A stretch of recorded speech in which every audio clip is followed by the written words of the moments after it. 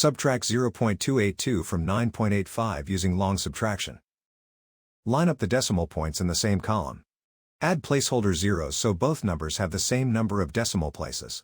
We work from right to left and finish one column before moving to the next. In the thousandths column, 0 is less than 2, so we need to borrow. Borrow 1 from the hundredths column. 5 becomes 4. The 0 in the thousandths column becomes 10.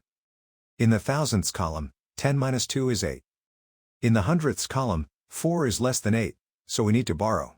Borrow 1 from the tenths column. 8 becomes 7. The 4 in the hundredths column becomes 14. In the hundredths column, 14 minus 8 is 6.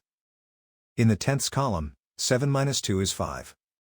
In the ones column, 9 minus 0 is 9. Bring the decimal point straight down into the answer. The final result is 9.568.